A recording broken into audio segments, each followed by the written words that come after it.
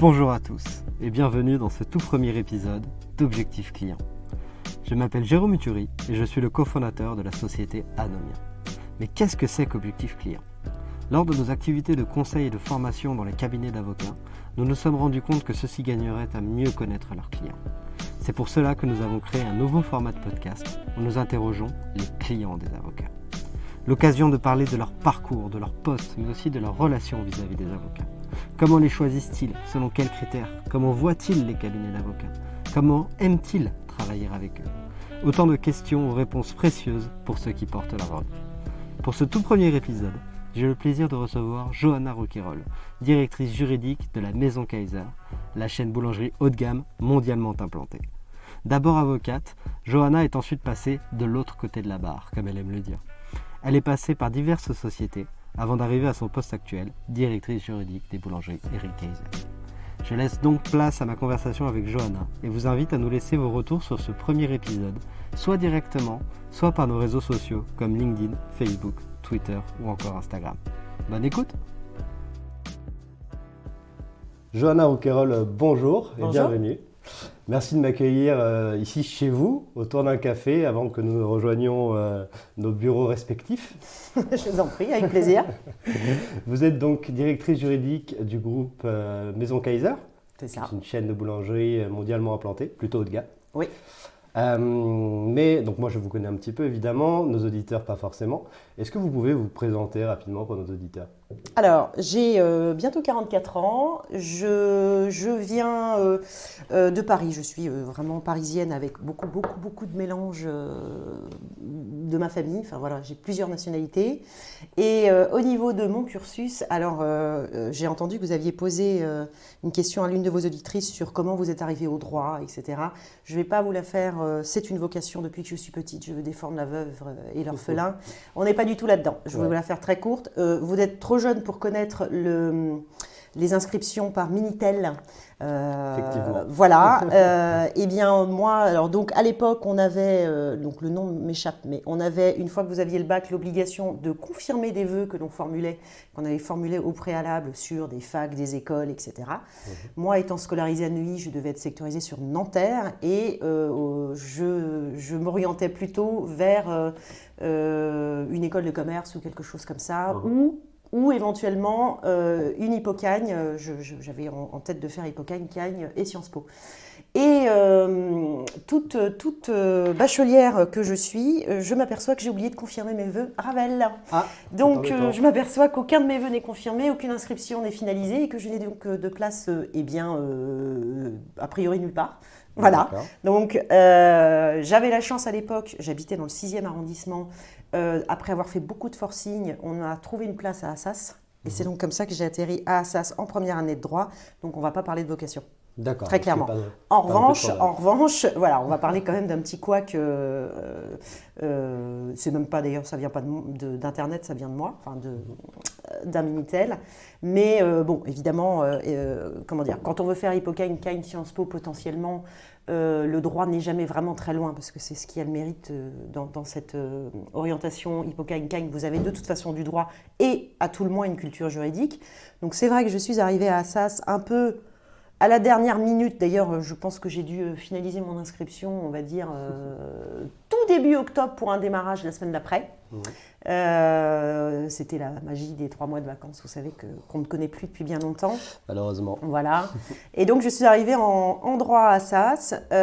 J'ai fait mon petit bonhomme de chemin, plutôt orientation droit des affaires.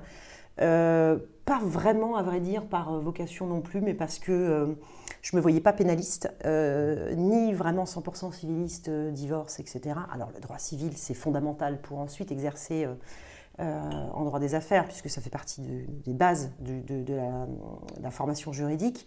Cela étant, je n'avais pas vraiment d'idée encore bien arrêtée sur ce que je voulais faire. Ce qu'il faut savoir, c'est qu'en fac, contrairement aux écoles de commerce, je pense, on ne vous explique pas quoi faire en fonction de ce que vous voulez faire, quelle filière choisir, etc. De toute façon, à la fac, il y a deux filières reines. C'est de toute façon, vous êtes en droit, forcément, vous voulez devenir avocat. Ce qui donne d'ailleurs un sentiment, parfois, pour ceux qui disent et qui assument Mais non, mais moi, je veux être juriste en entreprise d'un petit peu, je vais faire un raccourci, ceux qui choisissent de faire pharma au lieu de faire médecine. Ouais, c'est un peu dévalorisé, quoi. Un peu dévalorisé, ce qui est une grosse erreur. Et donc, vous vous débrouillez. De toute façon, vous allez faire du droit. Forcément, vous allez passer le CRFPA, entrer à l'EFB si vous êtes parisien et obtenir le CAPA.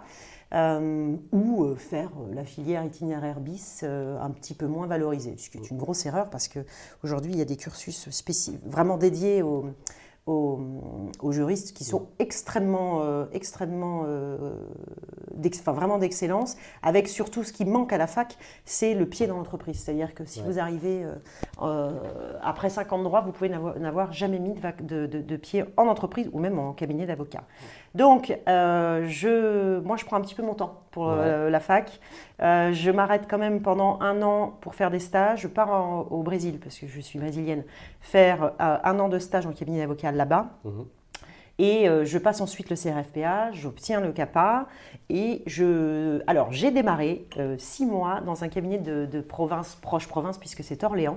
Grosse structure à l'époque, et avec donc grosse structure, c'est 4 associés, avec un panel d'activités extrêmement large. Et alors là, en 6 mois, j'ai appris énormément, parce que j'avais un maître de stage qui m'avait dit, qui me donnait le dossier le matin à 9h, il fait « tu plaides à 13h ». Démerde-toi. Voilà. Et alors, quand je dis que je plaide à 13h, c'est-à-dire que j'ai pu plaider devant le tribunal paritaire des baux ruraux, le TAS, donc les affaires de sécurité sociale, le tribunal correctionnel, la commission des infractions routières, etc. Donc ça vraiment, c'était un panel extrêmement large. Je ne vous cache pas que du haut de mes... Alors, moi, j'étais déjà avancée, j'avais 27 ans, mais à l'époque, la moindre demande de renvoi génère des sueurs froides. Oui. Et si le confrère s'y oppose, et si machin, je ne suis pas prête à plaider, enfin, voilà, toutes des choses de stress. Donc, pendant 6 mois, j'ai exercé là-bas parce que je n'avais pas trouvé une collaboration à Paris. Et au bout de 6 mois, j'ai quand même fini par rentrer, parce que je suis vraiment une Parisienne, et j'ai démarré dans une structure à l'ancienne, c'est-à-dire 100% plaidante. Moi, je suis plaidante, c'est vraiment le cœur de mon métier en tant qu'avocat, c'était plaidante. Orientation au droit des affaires, du pénal, j'ai fait beaucoup de pénal avec lui. Et c'est l'avocat que vous imaginez, grand bureau en bois, ça fumait à l'époque, il fume dans le bureau, des dossiers de plaidoirie qui montent jusqu'au plafond, une robe jetée par-ci par-là, vraiment, voilà. Et Hubert, donc il s'appelle Hubert Verken, grande famille d'avocats, m'a appris à me démerder, à sentir les affaires, à sentir les magistrats, à sentir les clients, etc. C'est un intuitif. Voilà, donc j'ai exercé 5 ans chez lui. J'ai beaucoup appris, beaucoup d'affect avec Hubert, qui aujourd'hui n'est pas honoraire d'ailleurs, il exerce toujours, mais voilà, j'ai vraiment beaucoup de respect pour Hubert Verken. Et ensuite de ça, je suis partie. Alors, l'activité commençait un petit peu à... Lui, il voulait un peu travailler en tant que médiateur, etc. Donc, il avait moins besoin d'une collaboratrice à temps plein. Donc, j'ai intégré un cabinet plus grand qui s'appelle aujourd'hui Marvel Avocat. Avec des départements un peu plus structurés. Et j'ai intégré le département de Valérie Morales, qui exerce toujours là-bas, qui est, alors si je fais vraiment un résumé, pour moi c'est un génie. Donc c'est une plume extraordinaire, c'est-à-dire que j'ai le souvenir d'avoir préparé pour elle les conclusions, etc. Et elle me les avait retournées en faisant des modifications. Et je lisais ces conclusions, je disais, mais ah ouais. On voit la différence. Ah ouais. Voilà, c'est-à-dire que des dossiers très techniques, parce c'était contentieux commercial avec des dossiers assez techniques pour moi, juridiquement. Et elle arrivait à en faire quelque chose de simple, limpide, facile, clair, évident. En tout cas, pour un magistrat ensuite qui lisait ou qui l'écoutait parler, je pense que ça devenait quelque chose de simple à trancher. Voilà, c'est ça le génie. C'est souvent le lot des gens talentueux. C'est vrai également en business. C'est-à-dire que quelqu'un qui énonce simplement les choses, c'est souvent quelqu'un qui les comprend très bien. Exactement. Et elle avait ce talent-là, au-delà de cette plume. Alors, ça a été difficile pour moi parce qu'elle était très exigeante, et elle a raison d'ailleurs, mais moi, ça a été compliqué. Et voilà, après, ça faisait 7 ans que j'exerçais. 7 ans, c'est un petit peu le moment où vous avez un tournant. C'est-à-dire, est-ce que vous voulez vous installer? Est-ce que vous voulez vous associer? Qu'est-ce que vous faites? À l'époque, j'étais en couple avec donc, le père de mon fils, avocat pénaliste également. enfin avocat pénaliste, et qui lui venait de monter sa structure. Et l'occasion s'est présentée. Je connaissais en fait le responsable juridique du groupe Le Tanner. Je ne sais pas si vous connaissez Le Tanner, les sacs, maroquinerie, voilà, une marque assez ancienne, 1895 de mémoire, et qui partait. Robert partait, donc il m'a dit: est-ce que ça t'intéresse? Et là je me suis dit: l'entreprise, je ne connais pas, c'est un autre métier, mais pourquoi pas? Moi, je ne me voyais pas. Je pense que quand vous montez votre structure ou que vous vous associez en tant qu'avocat, il y a vraiment une dimension entrepreneuriale que je n'ai pas. Aller chercher les clients, voilà, enfin, vraiment suer sang et eau, c'est quelque chose que j'ai toujours invoqué, j'ai toujours dit, ça c'est quelque chose qui n'est pas pour moi. C'est vraiment ce qui vous a fait peur? C'est pas ce qui forcément m'a fait peur, c'est que c'est pas quelque chose qui m'intéresse. Être le bras droit de quelqu'un, par exemple, moi je me suis toujours vu le bras droit, vraiment numéro 2, enfin, c'est à terme ce que je voudrais faire, le bras droit d'un chef d'entreprise, un peu sans besoin d'être mentoré, mais vraiment un chef d'entreprise pour être là, pour le baquer, etc., notamment dans les domaines juridiques. Et donc voilà, donc j'ai intégré Le Tanner en tant que responsable juridique unique. Le Tanner est un groupe coté, donc c'est important de le mentionner parce que vous ne faites pas ce que vous voulez quand vous êtes coté en bourse. Certes. Voilà, et j'ai beaucoup apprécié en fait que le président de l'époque, Hervé Descotes, c'était juste, comment dire, la société venait de passer Qatari, capitaux Qatari, donc au moment où moi je suis arrivée quasiment, et Hervé Descotes, le président de l'époque, qui avait été président pendant des années, et quelqu'un que j'affectionne tout particulièrement, admirable humainement et professionnellement. Les gens parlaient de Monsieur Descotes avec des étoiles dans les yeux, je me souviens quand je suis arrivée. Et il a, en fait, quand je l'ai rencontré, je lui ai dit, c'est pas du tout le même métier là que je vais faire. C'est-à-dire que moi, c'est presque from scratch. Ouais. Quand vous comparez, pour moi, métier d'avocat et métier de juriste, ça n'a rien à voir. L'outil reste le même, mais la manière de l'appréhender est totalement différente. Et c'est extrêmement drôle on se l'est dit au téléphone, de passer de l'autre côté de la barre. C'est un petit peu le terme que j'utilise parce que ça n'a absolument rien à voir. Vous travaillez en projet, vous voyez de A jusqu'à Z comment évolue un projet et surtout, vous voyez ce qu'attendent vos clients internes. C'est de la pédagogie, de la rapidité, de l'efficacité, de l'innovation s'il faut, en étant extrêmement opérationnel. C'est-à-dire que le commercial qui vient me dire dans ce contrat, machin, il faut qu'on le signe avec un tel, je ne peux pas aller lui dire, alors tu comprends, on ne peut pas, parce que voilà, on est dans ce domaine-là, on ne peut pas faire machin. Il s'en fiche. Très clairement, lui, ce qu'il veut, c'est un résultat. Et il a raison. Et donc, il faut faire preuve de pédagogie et dire, c'est pas possible comme ça, mais en revanche, je vais te proposer une solution bis. Et est-ce que c'est la même relation qu'on a en tant que juriste interne à l'entreprise vis-à-vis de ces opérationnels internes, celle qu'on a quand on est avocat en cabinet d'avocat vis-à-vis de ses clients? Alors, il y a deux types pour moi. Il y a des avocats qui aujourd'hui peuvent avoir ce relationnel avec leurs clients, mais ça nécessite d'abord une vraie confiance, parce que ça nécessite du coup que le client communique énormément d'informations qui peuvent parfois être confidentielles, notamment en termes de savoir-faire, de process, etc.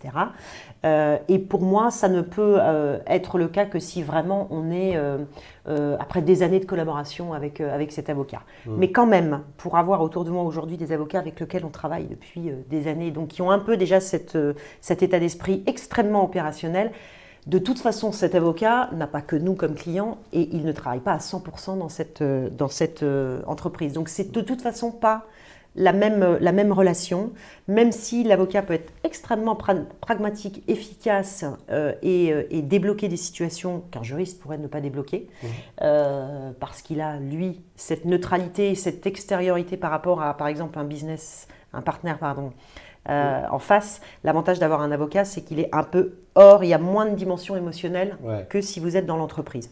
Moi, quand je travaille en entreprise, j'ai une identification qui est très, très, très prégnante. C'est-à-dire que j'ai besoin de m'identifier au projet et vraiment plaider fait et cause pour mon client, pour mon entreprise. Et l'avantage d'un avocat, c'est qu'il va avoir un petit peu ce recul. Donc, c'est mieux parfois pour débloquer certaines situations, mais du coup, ça n'est pas aussi opérationnel que lorsque vous êtes à 100% en entreprise et que vous connaissez de A jusqu'à Z le projet, la manière de fonctionner. C'est un peu différent. Et c'est pour ça que vous faites appel à des avocats, pour avoir justement cette extériorité, ce point de vue objectif? Alors, il y a deux options. Moi aujourd'hui, et je l'ai toujours été dans mon parcours en entreprise, j'ai toujours eu une casquette généraliste. Donc qui dit généraliste dit spécialiste en rien. Donc j'ai toujours été un peu le couteau suisse au niveau juridique. Donc la référence juridique dans l'entreprise dans laquelle j'étais. Donc je savais plus ou moins un petit peu de tout, mais pas au point de pouvoir mener par exemple des contrats ou des négociations jusqu'à leur terme si c'était vraiment spécialisé. Donc je fais appel à des spécialistes pour des domaines que je ne maîtrise pas. J'ai évidemment des domaines de prédilection, mais des domaines où c'est un peu technique, ou très réglementé, où vraiment où il faut faire très attention à là où on met les pieds, évidemment je fais appel à des avocats. L'autre aussi possibilité, c'est une situation qui est bloquée, parce que vous avez deux entreprises qui n'ont pas encore pris d'avocat, dans lesquelles vous avez mené des négociations et ça bloque toujours. Et là, on se dit, bah oui, on va peut-être prendre une troisième personne, et lui d'ailleurs va peut-être prendre son avocat, et l'avantage c'est que vous avez le recul et c'est ça, le recul entre deux confrères qui vont discuter entre eux. C'est l'énorme avantage, c'est que c'est confidentiel. Donc ils peuvent se dire des choses, et parce que nous, on n'a toujours pas le legal privilege, hein. Ça c'est un vrai, je milite à mort pour ça en entreprise. Une question d'actualité. Ah oui, absolument.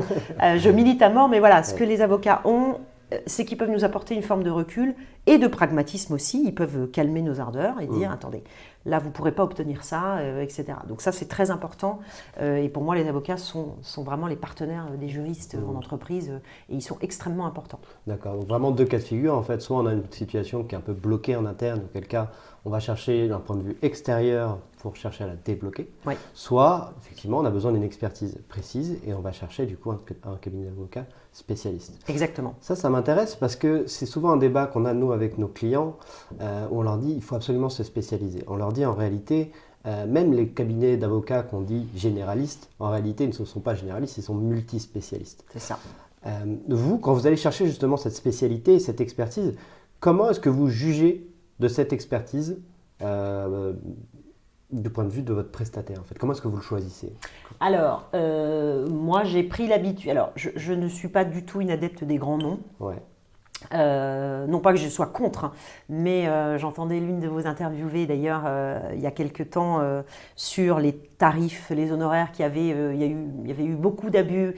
Aujourd'hui, vous avez l'avantage d'avoir des avocats. La plupart des avocats aujourd'hui travaillent en convention d'honoraires, ce qui n'était pas le cas. D'abord, c'est devenu une obligation, ça n'était pas le cas avant. Donc, vous aviez des honoraires libres et ça monte. Vous pouvez s'envoler. On arrivait à des 1000 euros hors taxe de l'heure, enfin des trucs faramineux. Bon, voilà, après, avec évidemment les pointures mondialement connues.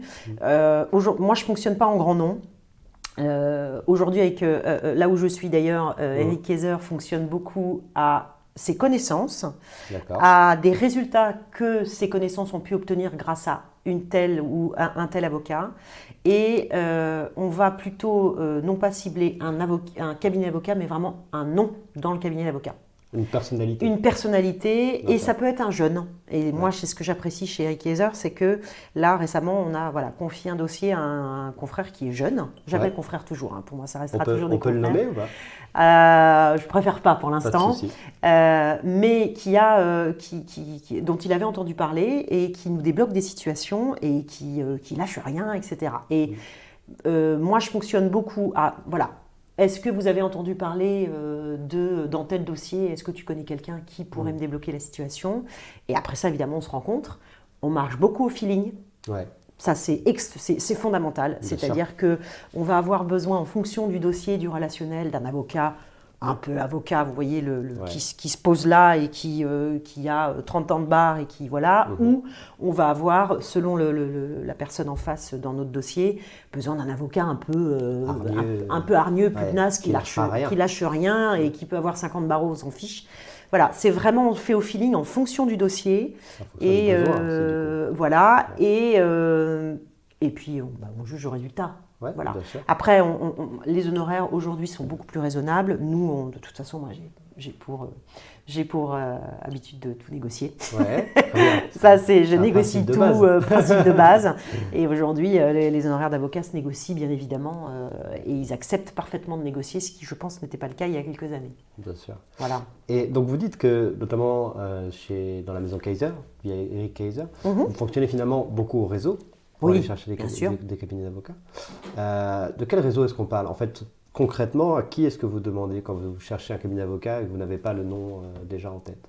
Alors, lui, il peut demander à des gens avec lesquels il travaille. D'accord. Donc, d'autres sociétés? Voilà, d'autres sociétés, des partenaires, des syndicats, voilà.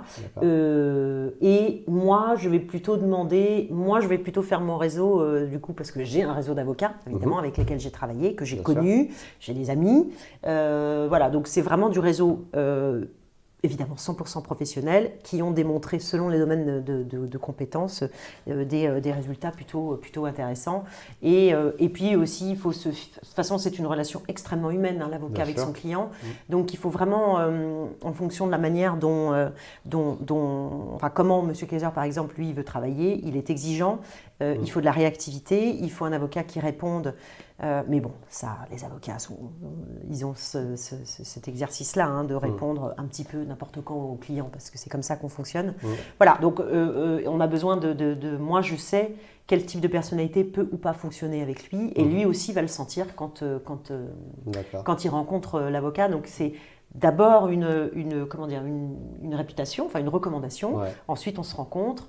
Le fit passe ou ne passe pas, et puis après on avance et on voit en fonction de comment ça évolue avec lui. Au niveau personnalité aussi. Et nous, les avocats, nous parlent énormément de leur volonté de construire des sites internet, etc., etc. Est-ce que vous avez ce réflexe, quand vous entendez parler d'un cabinet d'avocats, d'aller sur leur site internet pour voir à quoi ça ressemble? Oui. Et qu'est-ce que vous regardez du coup? Honnêtement, alors, je ne connais pas la réglementation aujourd'hui pour les cabinets d'avocats et pour les sites internet, parce que je pense que la France et peut-être même l'Union européenne, au niveau de la publicité, c'est extrêmement réglementé pour cette profession, ce qui n'était pas le cas aux États-Unis. Voilà, c'est en train de changer, ils sont en train de se créer. Je vois énormément de prestataires qui proposent des aides pour la communication, etc. Donc c'est en train d'évoluer. De là à vous dire que ce soit une bonne chose, je ne sais pas. Pour pas qu'on devienne comme les États-Unis, je ne suis pas non plus convaincue. Il y a peut-être un extrême à pas atteindre. Peut-être un extrême à pas atteindre, hein, on est d'accord. Donc moi, je vais regarder le site. Oui, s'il est un petit peu ergonomique et bien pensé, mais je vais regarder quoi sur le site? Comme je vais chercher un associé en particulier, ou un collaborateur d'ailleurs, je vais essayer de voir quel âge il a, la tête qu'il a, combien d'années de barreau il a, mais ça ne va pas aller au-delà, parce que généralement les sites, sauf exception, hein, il n'y a pas vraiment de communication sur les clients, certains le font. Donc s'il y a, évidemment, je vais regarder, mais je ne vais pas... C'est pour juste me faire peut-être une idée extrêmement vague du début, mais après je vais avoir besoin de l'appeler, de le rencontrer, etc. Vous aimeriez avoir plus d'informations sur les clients ou des cas d'usage, un petit peu des cas pratiques? Oui, si c'est évidemment possible de le faire, oui. Oui, parce que ça nous permettrait d'avoir une grille de référence. Tiens... par exemple, là, est-ce qu'il a défendu l'un de nos pairs, l'un de nos concurrents, par exemple, chez Kaiser? Est-ce qu'il a déjà dépatouillé un dossier pour l'un de nos concurrents? Ça va évidemment nous intéresser, bien sûr. Très clair. Donc en fait, on demande au réseau, après on va voir un peu de réassurance sur Internet, sur le site Internet, et après ça se passe au feeling, en entretien, avec vous et Eric Kaiser. Absolument. Ou même avec Eric Kaiser tout seul, hein, parce qu'il peut aussi, il a l'habitude aussi de gérer... Mais vous m'avez dit que vous étiez impliqué dans ce choix aussi? Oui, souvent. Depuis que je suis là, oui. Après, il a, lui, son réseau aussi d'avocats de confiance avec lesquels il travaille depuis plusieurs années. Et est-ce que c'est un atout d'avoir travaillé soi-même en cabinet d'avocat pour choisir les services d'un cabinet d'avocat? Je pense que oui. D'abord, on parle la même langue, on se comprend. Alors, moi, ça fait quand même 8 ans que je n'exerce plus, hein, donc le métier a énormément changé en 8 ans. Cela étant, je pense que je le dis toujours et je le maintiens. Pour moi, être avocat, ce n'est pas un métier, c'est un état. C'est-à-dire que vous avez un état d'esprit qui ne quittera jamais, même si vous passez en entreprise ou en magistrature, vous restez quand même...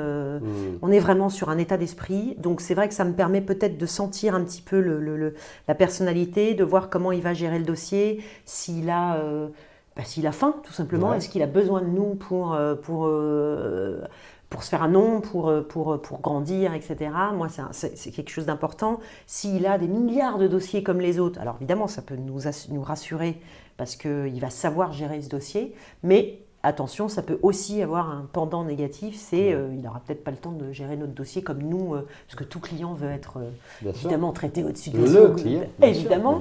Il doit avoir l'impression d'être traité comme le client. Absolument, absolument, c'est la clé, et d'être le seul, l'unique, le plus important, etc. Mais moi, ça me permet peut-être de juger un tout petit peu plus. Je peux regarder voilà, la taille du cabinet, etc.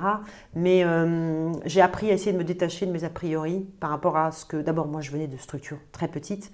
Et encore une fois, j'arrête d'avoir des a priori il y a 8 ans parce que le métier a beaucoup changé aujourd'hui. Et je pense qu'il a changé en bien d'ailleurs, mais il a beaucoup changé. Vous dites qu'il a changé en bien ?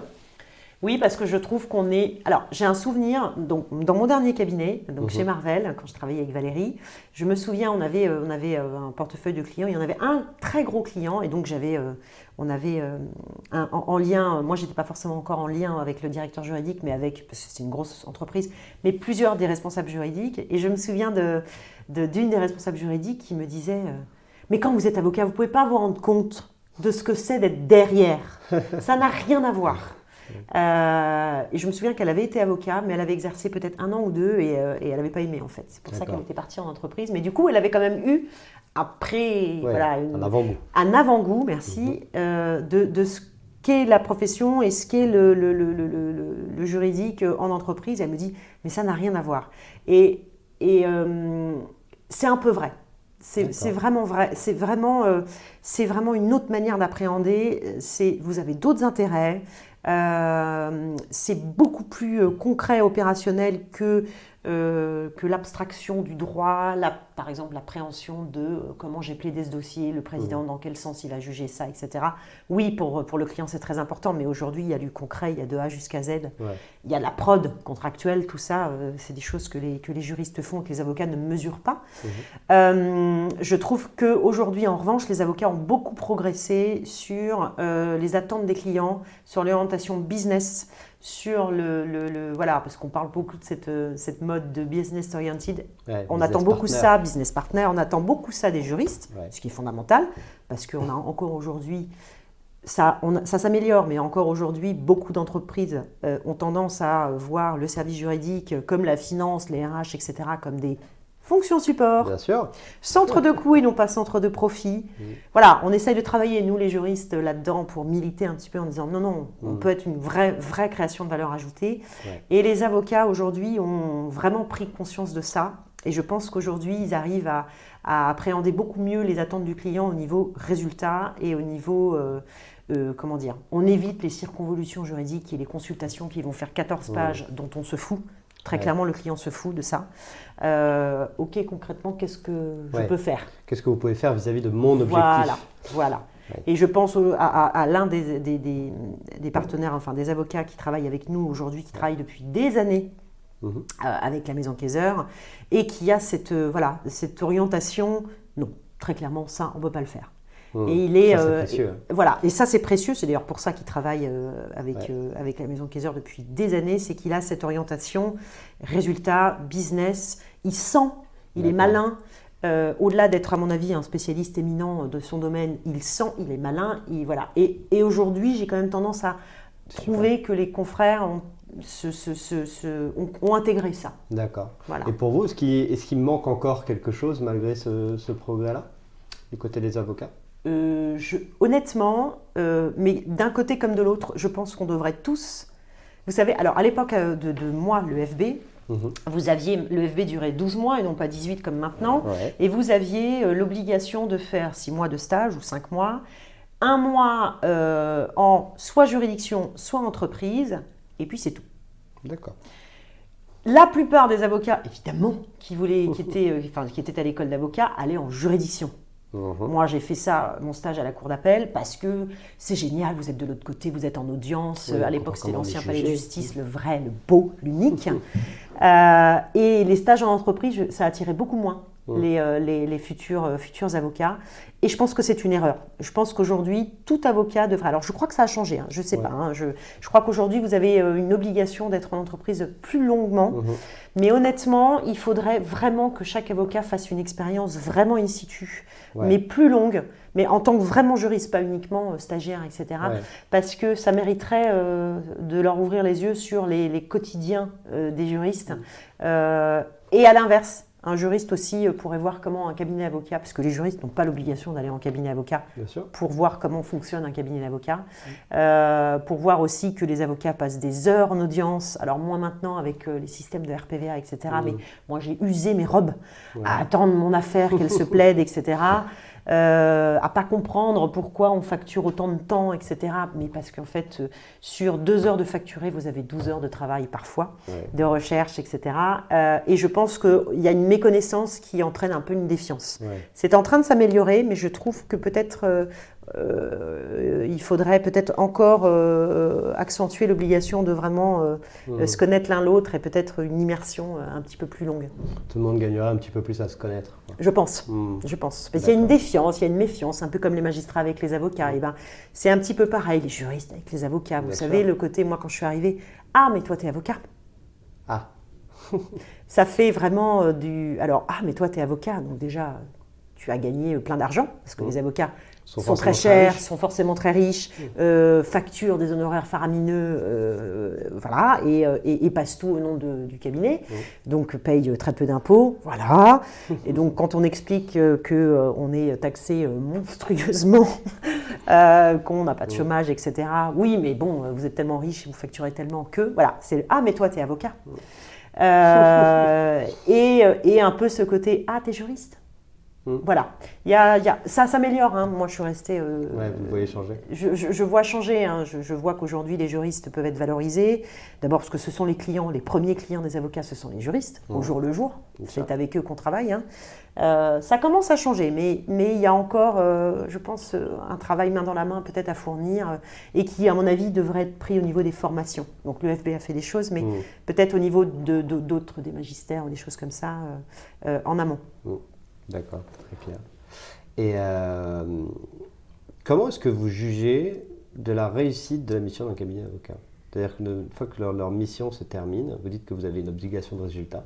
À la fin de la mission, comment est-ce que vous dites, tiens, ce cabinet d'avocat a bien rempli la mission que je lui avais demandé d'effectuer? Alors, si on est en contentieux, évidemment, il y a un aspect sentence, justement la sentence, c'est-à-dire la décision qu'on aura pu obtenir en fonction du résultat qu'on attendait. Est-ce que c'est conforme à ce qu'on pouvait imaginer?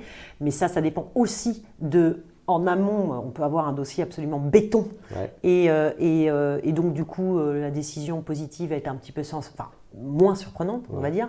Quoique, comme tout bon avocat, mais ça maintenant les clients le savent, l'aléa judiciaire c'est extrêmement important parce qu'on a toujours des surprises. Maintenant, voilà, ça c'est quand vous avez un bon dossier, du coup c'est moins valorisé, on va dire. Quand vous avez un dossier tout pourri et qu'au final le confrère a réussi à trouver la petite bidouille juridique, judiciaire, procédurale, etc., qui va vous permettre de débloquer le dossier, c'est bien aussi. Donc voilà, il y a cette dimension résultat qui va être évidemment importante pour le client. Et puis si on est en négociation ou si on est dans le cadre de la finalisation d'un contrat, etc., moi je juge beaucoup un avocat à sa capacité à obtenir un deal en équité. Parce que moi aujourd'hui, au niveau business, je pense qu'on ne va pas loin si on a signé des contrats totalement déséquilibrés. Parce qu'évidemment, tant que la lune de miel est là, c'est super, mais dès que ça merde, c'est là que vous voyez le contrat est mal et pas équilibré et ça part en contentieux par exemple ou en arbitrage éventuellement. Donc ça pour moi ça va être important qu'un avocat puisse me dire le contrat est équilibré, il va pouvoir être mené à son terme, voire durer pendant plusieurs années parce que le but quand vous négociez avec un futur partenaire c'est que ça dure et que ça se passe bien et qu'en cas de friction, les choses se règlent et soient bien réglées en amont, en tout cas prévues. C'est comme tout un mariage, il faut un contrat de mariage. Et ben c'est un peu pareil, parce que quand tout se passe bien, il n'y a pas de problème, mais quand ça... Mais quand ça se passe mal, Voilà, là c'est qu'on- bien d'avoir qu'on tout écrit. discute. Voilà, donc l'avocat, moi, je vais le juger à comment il m'a... Alors, déjà, comment il m'a pris le dossier en main, Ouais, comment il m'a traité au quotidien, est-ce qu'il a pris la peine de me rappeler, etc. J'ai eu ça, ouais. ce sentiment de ne pas être rappelé, de devoir dire, mais on en est où dans tel dossier, machin, ça c'est arrivé. Et ça, je vais le tolérer 2-3 fois, mais au bout de quelques D'accord. temps, je vais arrêter de tolérer et je vais considérer que il y a trop de concurrence. Ouais. Donc, il faut être traité correctement. Et concrètement, c'est quoi? C'est des points de contact réguliers, même s'il ne se passe rien, du coup? Alors non, quand il ne se passe rien, j'ai pas besoin. Mais là, en Ouais. l'occurrence, dans les dossiers que j'ai à traiter Ouais, actuellement, il se passe des il choses. se passe toujours des trucs. On va pas se mentir. D'accord. De toute façon, ne serait-ce que parce que moi, j'ai besoin de rendre des comptes à ma direction Bien et sûr. de dire, bah voilà, dans tel dossier, on en est là, etc. Parce que Ouais. je fais des reportings réguliers. C'est important pour lui, vu qu'il voyage beaucoup et qu'il a des milliards de dossiers. Il a besoin de savoir qu'au niveau juridique France, ça se passe comme ça. Donc, et j'ai pas envie d'avoir à relancer mon avocat. C'est Sur, extrêmement voilà. important. Après, quand ce sont des dossiers 100% procéduraux avec des audiences de mise en état, etc., bon, il n'y a pas besoin de... Mais je vais le juger, c'est vraiment un global. Si j'ai un D'accord. résultat, si j'ai une bonne négociation, et comment moi Ouais. j'ai été suivie Bien sûr. comment j'ai été accompagnée pendant le dossier. Ouais. Nous, c'est extrêmement intéressant ce que vous dites, parce que nous, on pousse beaucoup nos clients à aller chercher les objectifs du décideur, y compris les objectifs beaucoup plus personnels. Parce Ouais. que là, dans ce que vous venez de dire, Ouais. il y a deux choses. Il y a les objectifs de l'entreprise et il y a vos objectifs personnels. C'est-à-dire que vous devez reporter à Eric Kaiser qui lui-même attend des informations Bien régulières. sûr. Sauf que pour pouvoir reporter, du coup, il faut des informations régulières de la part du cabinet Ouais. d'avocat. Et ça demande de très bien connaître son décideur, évidemment. Absolument. Donc, comme vous disiez, que tout le monde se connaisse un petit peu mieux. Exactement. Et moi, je ne trouverais pas normal que Eric Kaiser ait à me dire relancez-le sur tel dossier. Ouais. Parce que c'est normalement pas à moi de relancer, sauf s'il y a une nouveauté, Ouais. etc. C'est pour moi à mon avocat de me dire dans ce dossier, on est là, attention, point de vigilance, etc. Et généralement, quand ça fonctionne et quand il voit que ça marche comme ça, c'est là que la confiance commence à se tisser et c'est là qu'ensuite lui, il aura envie de continuer et moi, j'aurai envie de continuer. Après, il m'écoute sur mon ressenti par rapport à tel ou tel avocat. Mais effectivement, le point est important, c'est qu'il faut que l'avocat comprenne que et c'est cette juriste aussi, dans le gros client dont je vous parlais, me disait, mais nous, on a des comptes à rendre aussi, nous, en interne. Donc, quand vous me répondez ça, et que je ne peux pas le traduire de manière opérationnelle, ma direction, juridique puis générale, ne va pas le comprendre et va me demander des comptes. Le meilleur avocat, c'est celui qui est capable presque de vous aider sur des choses plus larges que son expertise, y compris sur votre relation à votre direction, en disant voilà, exactement. Ensemble, Voilà on pourrait leur dire ça. Voilà ce que vous pourriez leur dire. Ouais. Voilà. Il y a une forme d'accompagnement. Alors nous, c'est un peu là où je suis, parce que l'équipe d'Eric Kaiser est très resserrée. On a les proches, c'est assez resserré. Donc moi j'ai une proximité avec lui, c'est-à-dire que je le joins quand j'ai besoin, il est toujours disponible. Donc on a moins, si vous voulez, il y a moins cette, parce que c'est pas un groupe structuré comme Valeo. Donc c'est un peu différent. Mais quand vous êtes dans un groupe comme ça, Valeo, etc. Moi j'ai pu l'avoir par exemple parce que avant d'intégrer la maison Kaiser, je travaillais dans une entreprise beaucoup plus grande, un ETI. La Vallée Village, voilà, qui est un groupe anglo-saxon où vous avez donc la maison mère à Oxford et chaque village a son équipe juridique. Et là, vous avez typiquement un reporting à faire à la maison mère avec vos avocats à vous, auprès de vos avocats, etc. etc. L'avantage que moi j'avais, c'est quand je suis arrivée, ils avaient déjà un réseau d'avocats qui connaissaient le fonctionnement de la maison, enfin de la maison, de Value Retail donc, et qui savaient telle et telle personne, comment reporter, etc. Mais vous ne pouvez pas vous permettre, quand vous êtes la responsable juridique de l'équipe, de dire « mon avocat ne m'a pas répondu sur ça, donc je ne peux pas vous répondre ». Ce n'est pas une réponse acceptable. Ce n'est pas une réponse acceptable et en fait, moi, je n'ai pas à dire ça et surtout, ma direction n'a pas à entendre ça et elle ne veut même pas le savoir, à vrai dire. Bien sûr. Voilà. Donc elle ne veut même pas le savoir. C'est pas son problème, c'est le mien et c'est moi qui dois gérer. Voilà. Mon client interne, c'est ma direction. Ouais, bien sûr. Mes autres clients internes, ce sont les opérationnels, mais mon premier client interne, c'est ma direction. Et donc, voilà. Ouais. Mais en fonction, après, des fonctionnements des dirigeants, ils peuvent aussi avoir des relations directes avec les avocats parce que des relations historiques et de confiance. Donc, dans ces cas-là, c'est un peu différent. Mais dans un schéma comme ça, un peu plus normé, mon client interne, la direction générale, ou quelle qu'elle soit, n'a pas forcément besoin d'entendre et de comprendre que mon avocat a tardé sur tel et tel truc. Bien sûr. Voilà. Et vous parliez donc effectivement du résultat, de l'importance du résultat, notamment contentieux. Qu'est-ce que vous pensez en ce sens des honoraires de résultat? Je trouve que c'est... Alors, je sais que c'est réglementé, c'est-à-dire qu'on ne peut pas à 100% baser les honoraires d'avocat sur des honoraires de résultat. Donc vous avez des honoraires qui sont de provision imposés. Moi, je pense que c'est une bonne idée. Parce que d'abord c'est challengeant pour l'avocat, que c'est...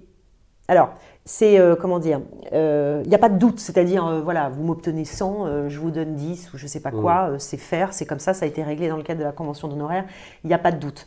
Moi, je trouve que c'est assez... Moi, je trouve que c'est positif. C'est quelque chose...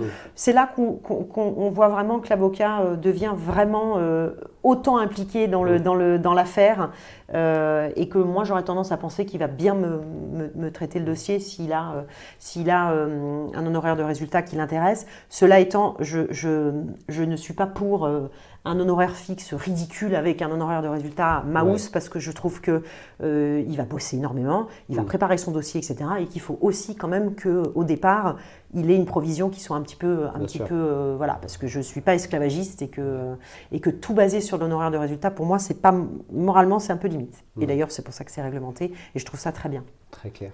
Vous avez parlé du coup donc, de deux groupes, la Maison Kaiser avec qui ça se passe très bien aujourd'hui et le groupe dans lequel vous étiez avant, qui est le groupe qui possède notamment la Vallée Village à Paris, qui est un centre commercial. Est-ce que vous voyez des différences fondamentales entre ces deux groupes, tant au niveau de votre métier que de votre relation aux avocats? Rien à voir. Alors, rien à voir. Il faut savoir que la Vallée Village, c'est anglo-saxon et déjà, j'en dis beaucoup quand je vous dis ça. Donc, en termes d'état d'esprit, le légal est fondamental pour les anglo-saxons. Rien ne passe si le légal n'a pas validé. Ça peut parfois générer quelques, pour moi, exagérations, c'est-à-dire que on doit vérifier, survérifier, revérifier, contre-vérifier. Parfois, à mon avis, le mieux est l'ennemi du bien. Et ça peut du coup... Alors, voilà, c'est très valorisant pour une équipe juridique, parce qu'évidemment, on se dit, on est important. Et là, pour le coup, c'est vraiment la différence par rapport à certains groupes français, c'est qu'on n'est pas une fonction support. On est vraiment dans le... Et là, voilà, on est vraiment au cœur. Les équipes juridiques sont au cœur du business parce qu'on négocie avec les marques. On négocie, voilà, on intervient dans énormément de domaines. En l'occurrence, là, quand j'étais à la Vallée Village, on est impliqué dans tout. La finance, le corporate, évidemment, et le business, qui est évidemment le cœur du métier. Donc, et c'est au quotidien avec nos alter ego, les marques en face. Donc ça, c'est très valorisant, mais les process, du coup, deviennent un petit peu longs et lourds et peut-être trop lourds par rapport à l'enjeu. Il y a un moment où il faut y aller, quoi. Oui, voilà. Il faut arrêter de pinailler sur la virgule. Exactement. Et l'énorme avantage qu'on a quand on a une direction petite et une proximité avec la direction générale et le président, en l'occurrence, c'est que j'y vais, je vais le voir et il va me dire non, on ne fait pas comme ça, ou oui, on fait comme ci, allez, vas-y, on avance. Voilà, parce que c'est une culture du résultat, mais aussi une culture de la réactivité. Et c'est extrêmement appréciable d'avoir quelqu'un qui dit oui, non, on y va. Et avant, je travaillais aussi, puisque j'étais donc là, en responsable juridique unique, que ce soit chez Le Tanner puis ST Dupont, on n'en a pas parlé, mais c'était le même comment dire, profil, avec un président très proche, très accessible aussi, et la possibilité surtout de dire oui, c'est bon, on y va. La Vallée Village, c'est le seul endroit où effectivement les process étaient plus longs, et ça peut être parfois un peu frustrant. Alors, frustrant à cet égard-là, mais également parce que la Vallée Village, on est en filiale. Moi, j'ai toujours travaillé en maison mère. Et du coup, vous ne gérez pas Vous ne gérez pas vos projets juridiques comme vous gérez quand vous êtes en maison mère. En maison mère, vous décidez, vous avez la présidence, point barre, rien au-dessus. Ouais. Ce qui limite un petit peu au niveau juridique, ce qui a limité au niveau juridique chez Le Tanner et chez Dupont, c'est que c'est un groupe coté. Donc vous faites évidemment plus attention à ce que vous faites. Quand vous êtes là, Maison Kayser, c'est pas coté, c'est lui, il décide, on y va. La Vallée Village, vous êtes une filiale. Donc on va vous lancer sur un projet qui peut être d'abord extrêmement intéressant, parce qu'il y a des projets extrêmement intéressants dans cette société. Mais c'est vrai que parfois, on va vous dire, la maison mère va vous dire, non, on s'arrête. Donc là, finalement, vous êtes dans le juste milieu. Là, c'est le juste milieu. Et après, je crois aussi beaucoup qu'il y a des mentalités qui sont faites pour des structures plus grosses, avec des fonctionnements un peu plus cadrés, des process, etc. Et il y a des personnalités qui sont faites pour aller dans la réactivité, aller vite. Le couteau suisse, voilà, c'est un petit peu mon état d'esprit et c'est ma formation, c'est vraiment généraliste, donc avec des multispécialités, mais sans être vraiment le spécialiste jusqu'au fond du dossier. Et cette proximité, moi, avec les équipes décisionnelles, pour moi, c'est très important. Super. Voilà. Et est-ce que vous avez emmené vos avocats et votre cabinet d'avocats d'un groupe à l'autre? Je réfléchis. Oui. Pour certains, pour des dossiers un petit peu techniques en beaux commerciaux par exemple, oui, il m'est arrivé, et oui, pardon, non, j'oublie, en corporate, société cotée boursière, droit boursier, j'ai emmené quelqu'un que je connaissais, en qui j'avais une grande confiance, et je suis absolument ravie de m'apercevoir que 4 ans plus tard, il travaille toujours pour la société dans laquelle j'ai travaillé, donc pour Dupont, et c'est un ami que je trouve brillant, avec lequel moi j'avais travaillé quelques années auparavant, et aujourd'hui je suis ravie de voir que le président travaille toujours avec lui et le trouve super, parce qu'en plus de ça il a un capital sympathie notoire et il est extrêmement compétent, et je suis ravie de savoir qu'il travaille toujours avec la personne qui m'a remplacée après mon départ. Super. Et j'ai peut-être une dernière question pour vous, qui est peut-être presque un cas pratique. Imaginons que moi je sois un jeune associé d'un cabinet d'avocats, que je crée mon cabinet d'avocats, quelques collaborateurs, pas plus, et je souhaite devenir partenaire avec la Maison Kayser. Comment est-ce que vous me conseilleriez de m'y prendre? Alors, de toute façon, il va vous rencontrer, il se libérera toujours du temps pour rencontrer quelqu'un, parce qu'il fait ça, il donne beaucoup sa chance aux jeunes. Donc, ça veut dire qu'il suffit que je lui envoie un message en disant voilà. Pas forcément, non, pas forcément. Moi, je ne conseillerais pas forcément, parce qu'il est sollicité. Vous imaginez bien qu'il est très sollicité. Je pense qu'il vaudrait mieux passer par moi, faire un premier contact, etc. Et après, si moi le feeling est bon, voir s'il a le temps, parce qu'il faut quand même qu'il se libère du temps pour vous rencontrer, et après de toute façon lui il fera confiance à partir du moment où il y a un résultat. Donc il va penser à vous, il va dire tiens, dans ce dossier, est-ce que vous pensez qu'on peut le confier à un tel, et on essaiera, et en fonction de ça vous serez dans son réseau de gens de confiance. Après, si vous êtes jeune et connu de personne, ce sera forcément un peu plus long. Si vous avez du réseau, il peut savoir, il peut essayer de voir si vous vous connaissez. Mais ça va fonctionner comme ça. Je vous dis, c'est beaucoup au feeling. De toute façon, pour moi, la relation avec un avocat est extrêmement personnelle, émotionnelle et intuitive. Donc,